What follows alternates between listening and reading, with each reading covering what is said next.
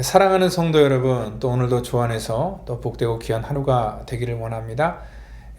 전에 제가 이렇게 이 얘기를 몇 번 드린 적이 있는데요. 알고 있었던 목사님이 어떠한 그 성도분과 조금 이렇게 시비가 있었습니다. 뭐 별거 아닙니다.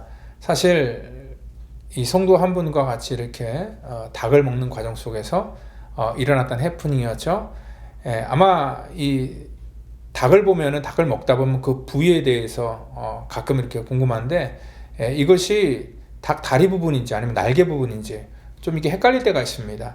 아마 이 목사님과 그 성도도 아마 그 부분 때문에 서로 이렇게 얘기를 하다가 목사님은 이것이 날개 부위가 맞고, 그리고 또 그 성도는 아니다, 이것은 모양새를 보니까 다리 부위가 맞다. 그래서 서로 이렇게 계속 말로 이렇게 다투다가 결국은 식당에 가서 식당 주인에게 물어봤습니다. 이게 어느 부위인가?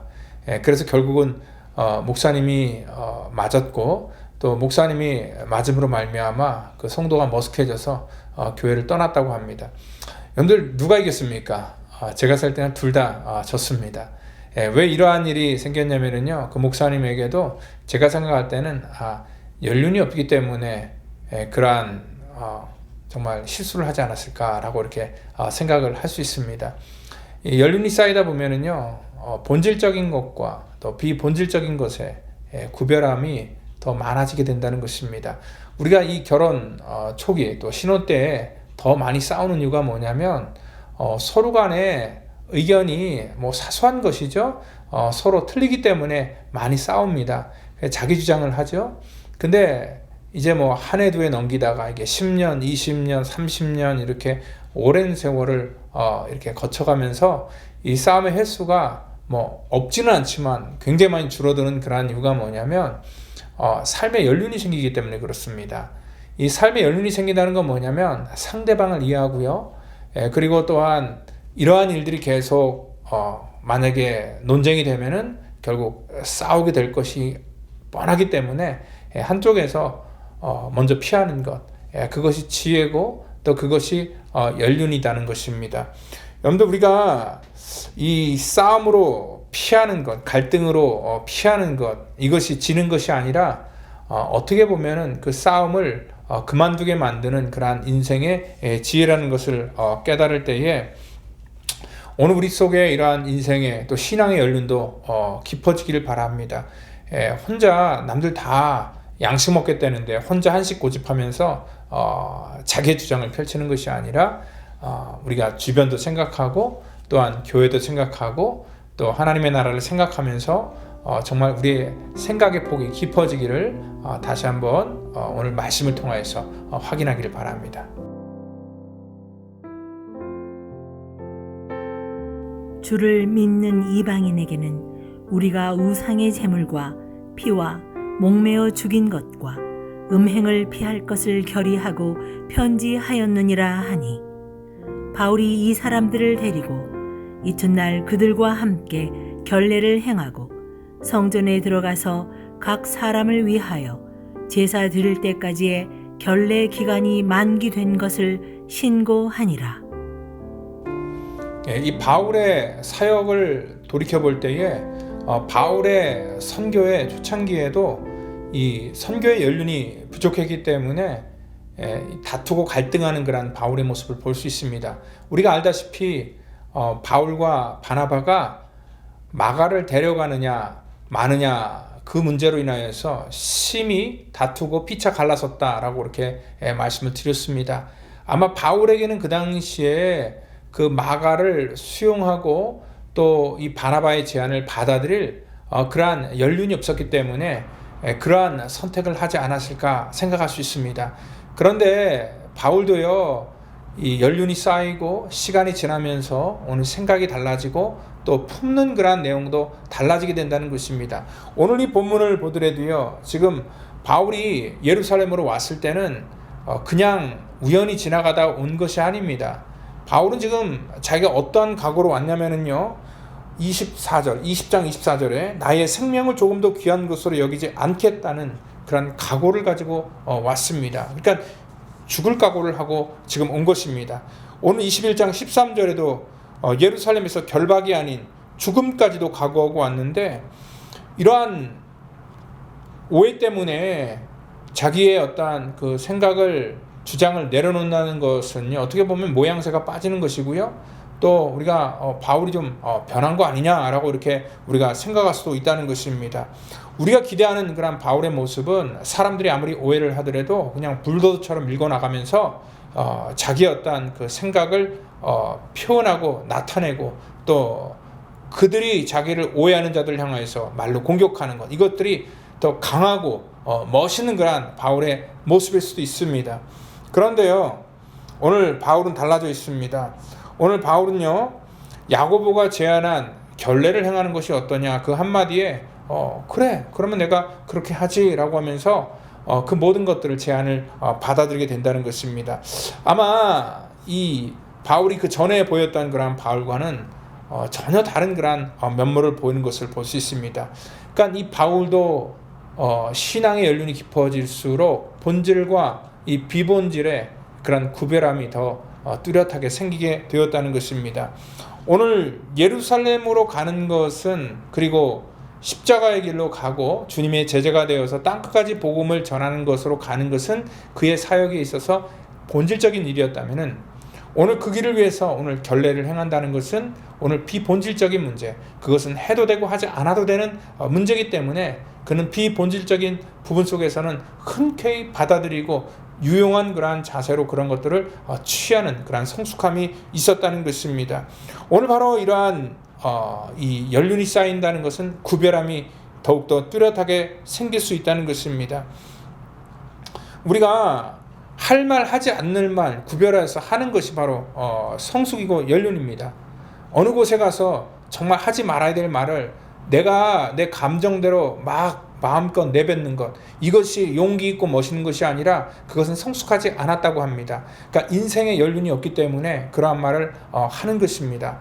그리고 또한 우리가 성숙했다는 것은 뭐냐면 바로 우리 입에 재갈을 물려서 정말 그 사람에게 상처가 되는 말이나 하나님의 영광을 가리는 그런 말들을 스스로 참고 또 감내하는 것, 이것이 바로 성숙한 것이고 연륜이 있다는 것입니다. 여러분들 이 교회 안에서도요, 갈등을 일으키는 것은 뭐냐면 이러한 본질과 비본질에 대한 그런 구별함을 우리가 온전하게 깨닫지 못하기 때문에 그렇습니다. 그러니까 어떠한 사람들은 이렇게 주장하는 사람이 있습니다. 교회는 무조건 선교하고 또 교회는 무조건 구제해야 된다. 그게 진짜 교회다. 어떻게 교회가 선교도 안 하고 구제도 안 하냐? 교회가 아니다라고 생각할 수 있을지 모르겠지만 여러분들 그것은 어떤 교회의 펑션에 대해서 오해를 하기 때문에 그러한 얘기를 하는 것입니다. 교회의 본래 기능은요, 오늘 이 땅 가운데 예수님께서 그 십자가에서 주신 그러한 은혜와 사랑을 이 땅 가운데 영적으로 죽은 자들에게 전하여서 그들의 영혼을 살리는 것, 그것이 바로 교회의 본질입니다. 그리고 주님의 그 사랑을 증거하는 것, 그리고 그 사랑을 나누는 것이 교회의 본질입니다. 핵심입니다. 우리가 그 핵심, 본질적인 것들을 깨달으면요, 부수적으로 선교와 구제는 자연스럽게 나오는 그러한 부분이라는 것입니다. 우리가 이러한 것들이 하나님의 은혜가 깨달아지지도 않는데 선교와 구제를 얘기한다는 것은요, 이것은 어떻게 보면은 그 앞뒤가 뒤바뀐 것이기 때문에 이 본질과 비본질이 뒤바뀌어서 이러한 것 때문에 우리가 온전한 그러한 이 방향을 잡지 못할 수도 있다는 것입니다. 오늘 주님을 정말 사랑하니까 우리 속에 자연스럽게 나올 수 있는 것이 사랑이고 또 용서고, 또 십자가의 은혜를 생각하다 보니까 내가 받은 은혜가 커서 다른 사람들을 품어줄 수 있고, 또 다른 사람이 나에게 어떠한 잘못을 해도 그 잘못을 우리가 용서할 수 있는 것, 이것이 바로 진정한 그러한 온전한 방향의 그러한 교회의 모습이고 성도의 모습이라는 것입니다. 바울은 이중적인 생각 때문에, 이중적인 성격 때문에 유대인들에게는 유대인처럼 대하고 헬라 사람들에게는 헬라인처럼 대한 그러한 태도를 취한 것이 아니었습니다. 그는 유대인도 얻기를 원했고 또한 이방 사람도 얻기를 원하는 그러한 마음, 이 두 가지 마음이 있었기 때문에 그 어떠한 세상적인 방식은 유동성 있게 대처했고, 그리고 이 본질인 그들의 영혼을 구원하는 문제에 있어서는 어떠한 것도 타협하지 않고 온전한 복음을 전할 수 있었다는 것입니다.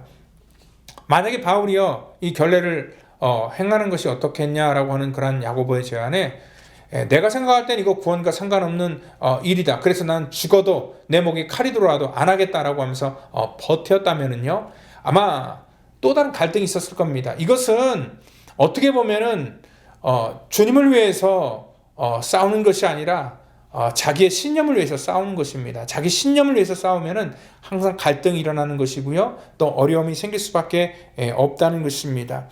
오늘 주님께서 결례를 행하는 것에 대해서 죽기까지 싸우라라고 그렇게 말씀하지 않았기 때문에 바울은 유동적으로 그러한 모든 것들을 받아들일 수 있다는 것입니다. 우리 신자의 싸움은요, 우리가 어저께도 얘기했듯이 우리의 자존심을 걸고 우리 자존심 때문에 싸우는 것이 아니라 오늘 예수 그리스도를 위해서 우리가 싸우는 것입니다. 우리가 교회에서 연약한 자들을 생각할 때에 우리의 고집과 주장을 펼치면서 우리가 지금까지 가지고 있었던 그러한 기준과 또 우리가 경험했던 내용을 가지고 다른 사람들에게 굴레를 씌우는 것이 아니라, 그것이 만약에 본질적인 부분이 아니라면, 그것이 비본질적인 부분이라면 우리가 덮어주고 또 이해해주고 또 용납해줄 때, 그때 그 비본질적인 문제 속에서 본질로 들어올 수 있다는 것을 우리는 아셔야 된다는 것입니다. 그래서 교회는 성숙할수록 또 우리 성도들이 더 이러한 모든 것들의 연륜이 쌓이면 쌓일수록 더 많은 것들을 품어줄 수 있는 그러한 이 윤택함이 또 여러분들의 그러한 신앙의 삶 속에 나타나기를 원하고 우리 펠로시 교회도 그러한 이 유연함이 있는 복된 거룩한 공동체가 되기를 다시 한번 소망하며 예수님 이름으로 축원드립니다. 기도합니다. 하나님 감사합니다. 하나님의 은혜를 깊이 깨닫는 저희들 되기를 원합니다. 그래서 그 은혜를 깨달은 만큼 또 우리 주변의 연약한 자들을 또 품어줄 수 있는 그러한 믿음의 유연함이 있기를 원합니다.